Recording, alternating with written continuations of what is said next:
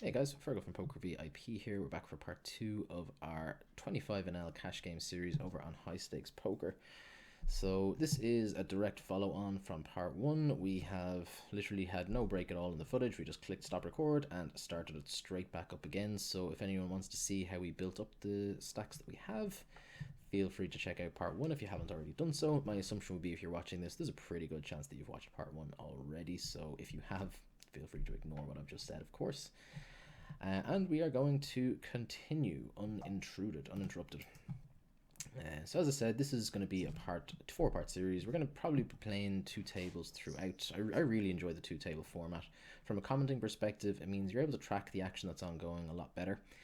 You can really go into a lot more detail on specific spots as they're happening, which I really like doing. I think it's a lot more fun. Whereas if I kind of up to 3 or 4 tables, I find that it just gets a little bit rushed and you sort of start doing things, but you don't get to explain your thought process adequately because there's just another decision. So you have to talk about. So ace 10 versus the button open. We're going to go ahead, use this hand as a 3-bet bluff. Calling seems absolutely fine. 3-betting also seems fine. Flopping middle pair. We'll start this off with a check. Never check folding. Check call seems good. And we're just going to check again. I think we just are going to go with this hand just to quite. Do we want to jam ourselves? No, I think that seems crazy. Oh, hello. We're going to check again because I'm hoping that he is bluffing and that the 10, we didn't need to improve to the 10. Oh, wow, he just had the set. We were going to pay him anyway. Little bit of a light turn call there. River, we're obviously never getting away there. It is what it is. But reason we're checking there, hands like ace queen, ace jack, stuff like that, and potentially just random bluffs. Like when we check there on the king high board, we can absolutely have like queens and jacks that people want to bluff us off of, that we want to follow through potentially. It's unlikely that we have the king, so our range does look relatively weak. So it makes sense that they want to include certain hands that have no showdown versus the hands like queens and jacks against us as in their bluffing range. So we want to maximize their opportunity to do that. Potentially a little bit loosey-goosey. As I said, flop is a no-brainer. We're never folding flop. Turn is, we can potentially fold turn when they do follow through, and then the river is whatever. We improve to triples. The only question is whether we jam ourselves to not allow him to check back. If he does have a king, if he has a hand like king queen or stuff like that. But yeah, it is what it is. Pocket kings here. Let's see if we can win our stack back. And ace 10, we will start this off with a wager. Okay, we still have an overpair. We have the second nut flush draw. We're certainly going to be c-betting this board. Hopefully Sikalas thinks that we're on a little bit of tilt now as well. Unfortunately, no action. Would have been lovely to get some action from a hand like, queen jack or something like that. A queen jack with a jack of hearts or something like that would have just been beautiful. But unfortunately, we do not. But that's okay. Okay, pocket sixes we have opened. I am going to c-bet this board. Obviously, it's hit us. In general, it's going to hit us a lot harder than it has hit Edvinus.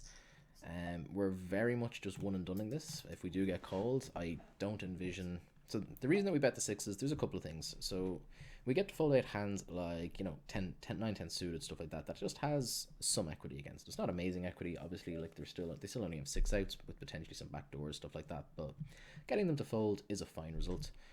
On occasion, we also fold out like hands like 7s, 8s, 9s that elected not to 3-bet pre, which is a great result for us. When we do get called, we are just very much in check fold mode. We're not... Because it's so hard for him just to float this flop. Occasionally he might float like, 10 jack, queen jack, stuff like that have the good shots. That's about it though. And I think he's going to be weighted more so towards pairs and whatnot. So pretty okay with just giving that up after our singular street. And the cool thing is we got to bet the flop quite small as well. So it's just one of those sort of auto profit spots where it's a board that we can rep really, really credibly. So we do it, and villain is pretty face up then after they go for the call, which is okay. So we have some work to do now after the dropping of a stack. What just happened there? That well, oh, okay, this guy is short stack. That makes sense. I just saw the massive overbet, but that makes a lot of sense since this guy is so short. Actually, I'm just gonna take off my hoodie. It's getting a little bit warm in here.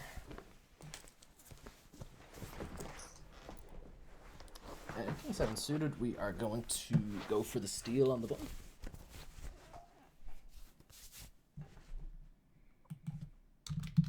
$0.60 has been our standard. $0.60 will remain our standard. We are happy to check this one straight, possibly get active on some turns. We're just going to fold now when he leads. If he had checked, we would have bet that jack. When he leads, okay. Are we getting bluffed there sometimes? Yep. Do we care? Not really. It's okay.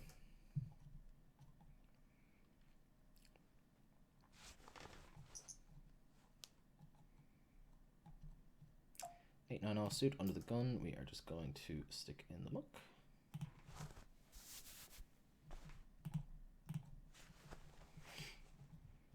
And we have Ninja. Fifth player enters the fray. Ace King in versus Ace Queen. Pretty sick for 40 bigs. Ace Queen is probably going to have a pretty rough time folding. I assume the money just went in free, like raise, 3-bet, jam, call, whatever. Not really planning on doing a huge amount of folding with Ace Queen versus a €10 stack. It's always so unfortunate when they just wake up with it though. I always hate those sorts of spots where it's like, you know, if they're 100 bigs deep, you don't ever get it in. Just the fact that they only have the whatever 40 bigs, it just makes it a hell of a lot trickier. Jack tray, we will just be folding, but fortunately we get the walk. Always fun. They run and scared kids. Always fun getting the walk. 8-jack suited, we will potentially 3-bet here versus a later position open. Yep, that's what we're going to do. Assuming there's just one open. There's no open, so we just get to raise ourselves.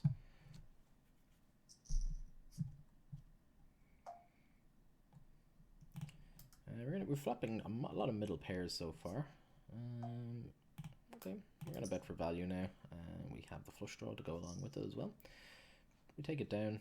Possibly could consider checking a second street there. It's kind of, actually in retrospect, yeah, it's kind of difficult for him to have any sort of hand that can call us.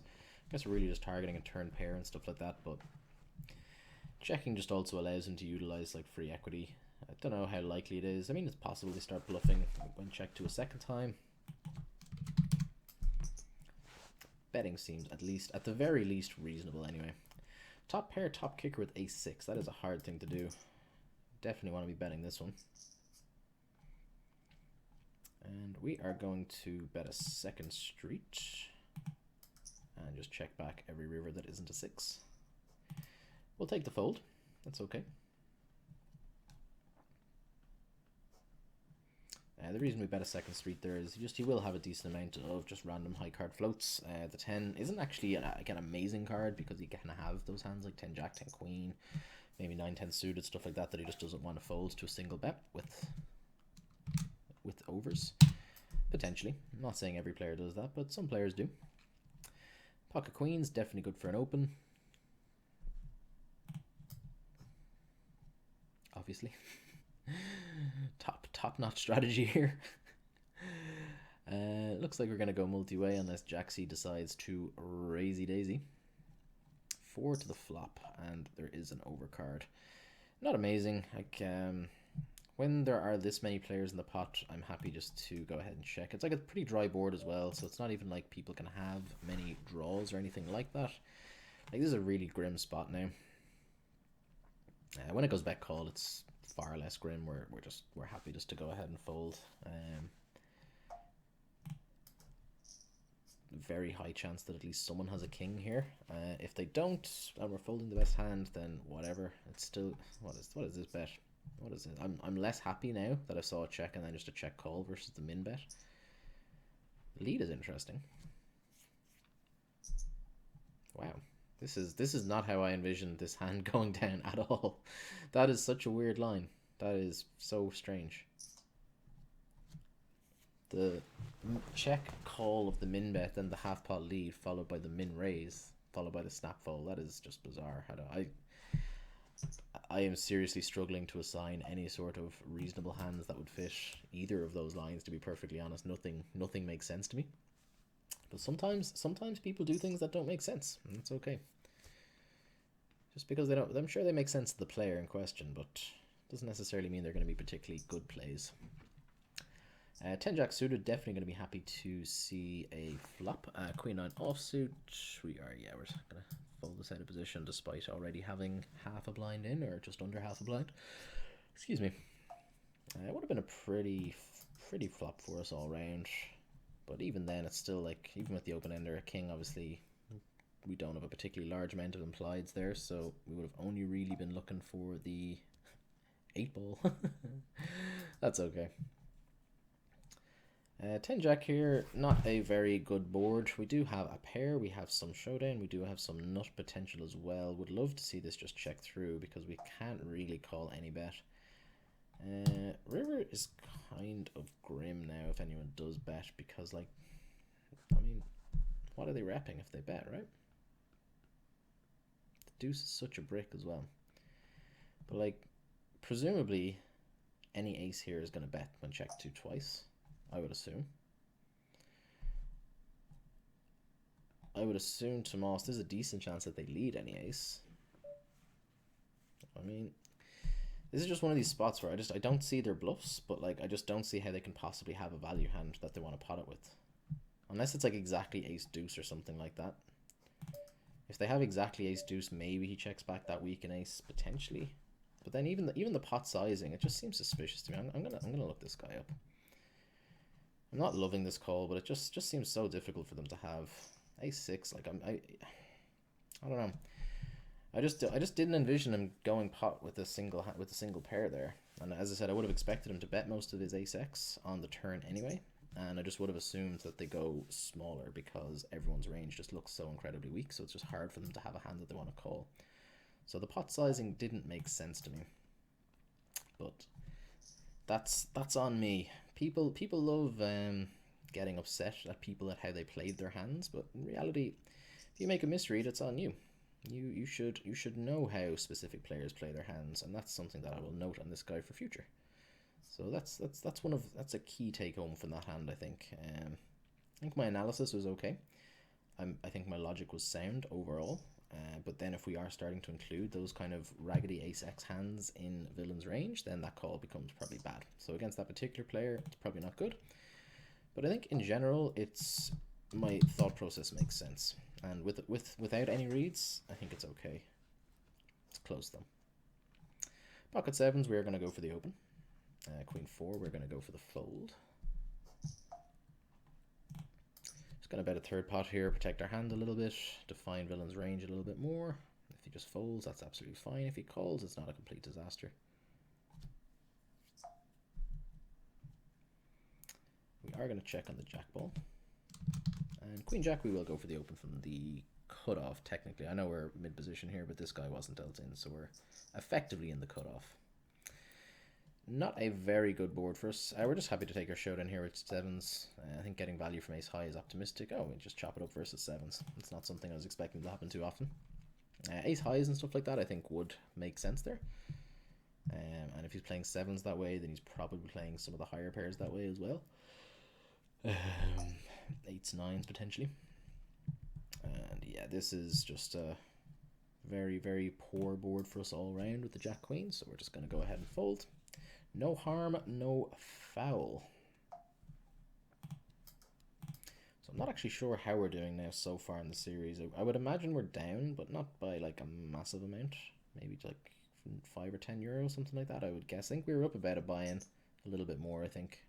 We lost, I don't know, I can't remember if we lost the full stack here, or whether the guy was a little bit short. I think it might have been a full stack.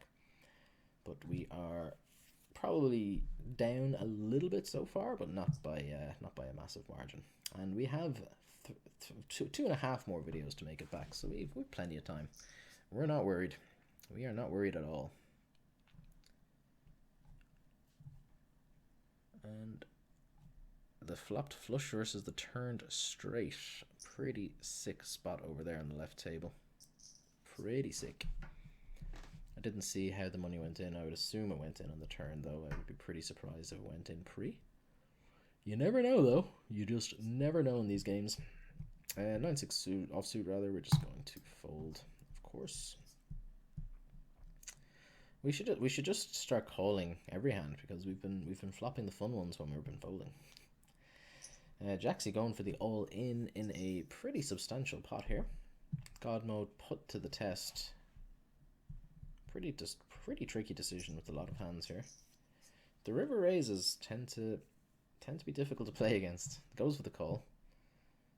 Pocket kings, easy game. Easy game. Didn't see how the hand progressed throughout the hand. Ace queen, gonna be struggling to find a fold there against, you know, a lot of players though. But just what a dream run out. Just the nut full house, eh?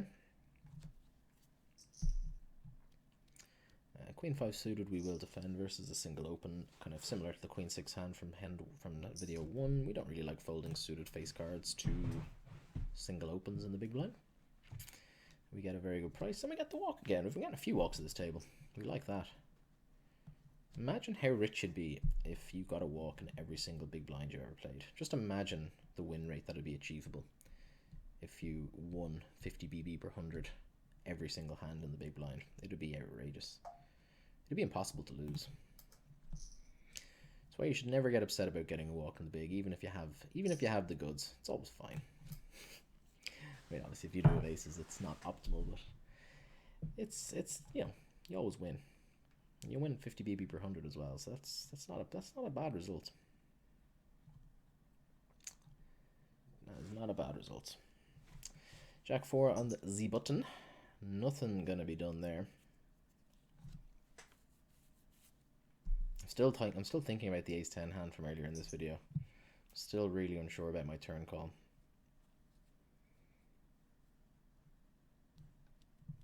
Entirely plausible I run that through a solver later on because I am kind of curious about it.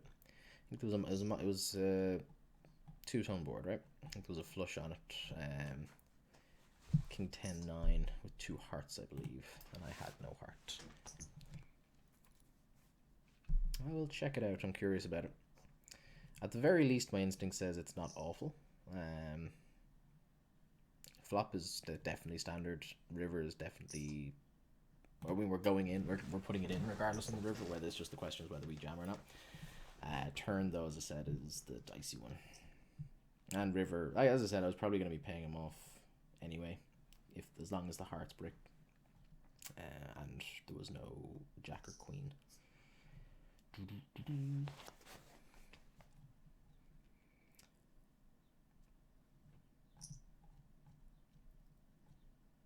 Interesting to see how God mode responds now. People are entirely prone to going on tilt when they lose full stacks in those kinds of spots, especially because he thought about it. Like if he just snap called and he's like, well, chips I call, because he actually thought about folding, or at least he was thinking the spot through.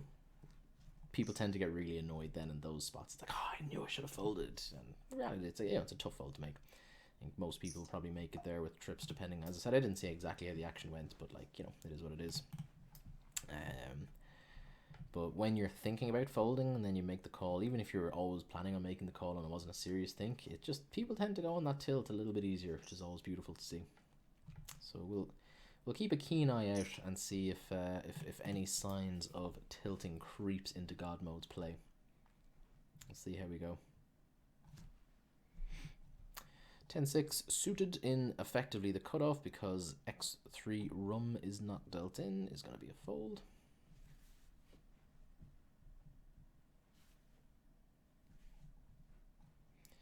Jaxie just goes for the min bet into the 152, which is a bit weird. Bit of a peculiar line. And God mode goes for also a peculiar line with a very, very small raise, but gets it through. Interesting. Interesting.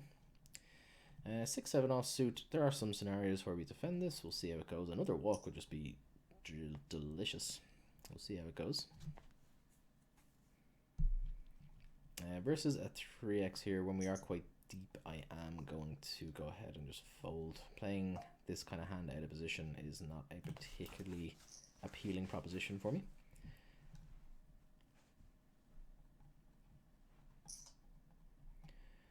Deuce 5 suited. If it's folded to us, we'll go for the steal. Any other scenario, and we will fold. Certainly versus an under the gun open, we are definitely going to be folding. Not much that we can do.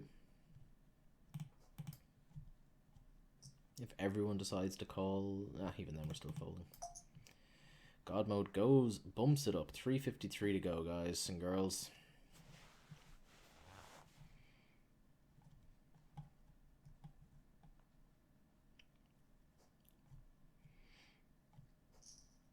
Gets it through. Gets it through. Takes it down. Good hand. Now, here's the question. Was it a tilt raise or was it the goods? That's what I want to know. Or was it just a normal 3-bet bluff from King 4, we're just going to fold with the offsuit variety. We open every suited king from the button. The offsuits, we started folding some of the weaker ones. We used to be a time where I'd open any king from the button. That time has been and gone, though.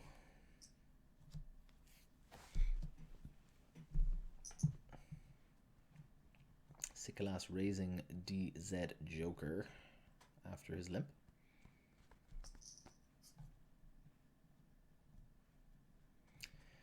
Queen Jack, high likelihood this hand gets played. We'll see how the action unfolds. Good to see another short stacked phone, likely recreational player join us at this table. Those are two indicators that I have. People that are short stacked and people that are on their phone tend to be on the more recreational side. As I said, neither of those reads are far, precise, but when the two of them combined, I'd say are probably a relatively accurate read. Versus the 3x with the recreational or the perceived recreational player in, we are certainly never folding. It's just a case of whether we want to squeeze or not. I think I'm happy just calling.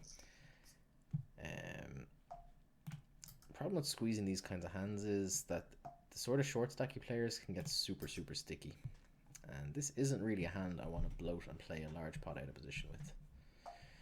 Pocket sixes, we are going to flat, and with the Queen Jack, we're certainly going to float one. Ooh. And we're super deep here versus Jaxie. We're going to go set mining here with the sixes.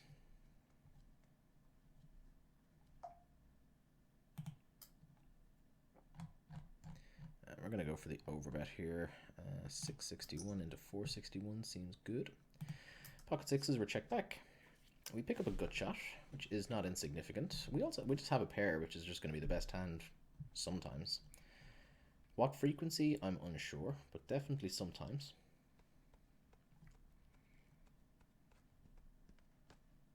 Would like to see another check here from Jaxie and from God mode.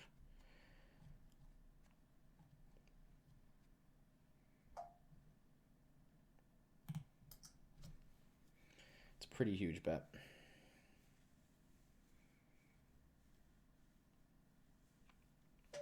Okay. Okay. You got it. You got it. You got it. You got it. You got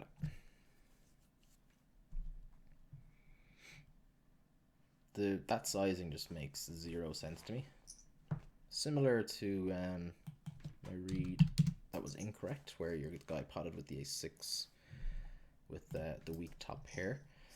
But if he's doing that for value, it just does not make sense to me. If he's doing it as a bluff, I guess it makes sense. He got me to fold my sixes, but it just feels like he can accomplish much the same with less risk with smaller sizes. The larger size, I'm always suspicious of larger sizings, like for that exact reason, for the exact same thought process that I've already given. I'm just always quite suspicious. But I think our fold there is likely good. 3 and a jack of the offsuit variety. Snap folding our button.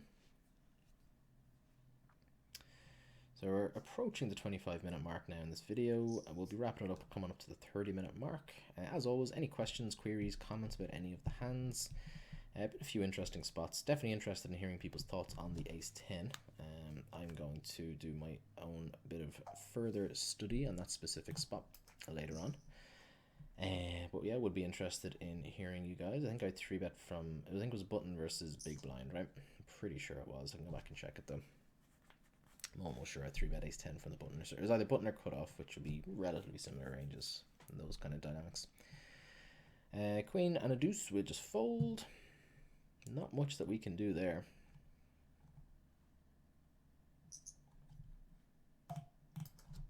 The game seemed good though, I have to say. The game seemed really good. We've seen some shenanigans. Definitely seen some shenanigans. Healthy amount of short stackers, mobile players, people doing weird things that we don't understand. If people are doing weird things that you don't understand, that's, you know, you just need to put a bit of work into understanding them, and then you can, if they're doing bad things, then, you know, you can really exploit them, which is just fantastic. Assumption is this guy is not going to be squeezing anywhere close to the frequency he should.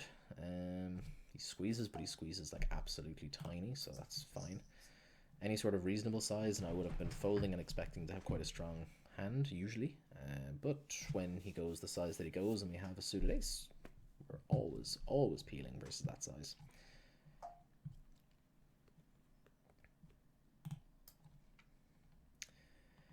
Facing 2 checks, I'm just going to go ahead and bluff this. My assumption is this guy just has no hands that he wants to continue with. My assumption appears to be very, very incorrect. So I was really just betting to fold this guy out. Like, I don't know if this guy wants to be calling his ace kings, his ace queens, stuff like that. It just doesn't make sense that he just goes into check call mode after 3-betting.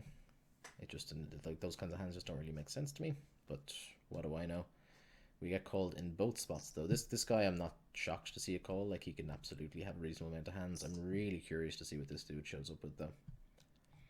His line does not make heaps of sense to me.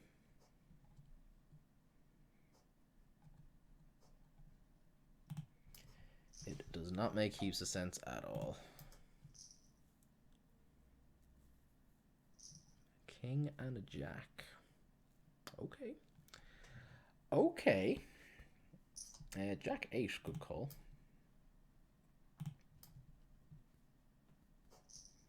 Good call. But I mean, yeah, I feel like our flop bet, seeing those exact hands, is absolutely fine. I'm really surprised to see this guy call the jacks, like the king jack, obviously. This guy, as I said, not entirely shocked to see him show up with a hand that can go for the check call. But he's also going to have a lot of hands that have whiffed and that he just has to fold. Like if he is, you know, jack 9, he probably just folds there. We have an all-in and a call. And Sikalas versus the shorty. Assumption is shorty has a very, very wide range here. I think that has to be the way it is. Large bet and a call here. Wouldn't be shocked to see this get played for stacks and this ace ball. Which it does. 10 jack. Gets there. Oh no, it doesn't get there. The gut shot gets there. Oh, sorry, not doesn't get there. Queens had the best hand, but the 2 pair improves the queens to a gut shot, so the 2 pair is no good. Wouldn't mind seeing this player rebuy. That'd be okay. We'll take the extra €10. That's fine. That's absolutely fine. And we are going to be wrapping it up now in just about a minute. So as always, any questions, queries, comments about any of the hands that have come up, feel free to post them in the relevant comment section on Poker VIP or on YouTube. I always do my best to keep track of them for the kind of weeks after videos get uploaded. So if anything does come my way, I'll always endeavor to respond. And as I said, really, really interested in hearing what you guys think about that ace 10 hand, whether it was just an absolute punt on my end or whether it's justifiable. Definitely interested in hearing some comments, so come at me.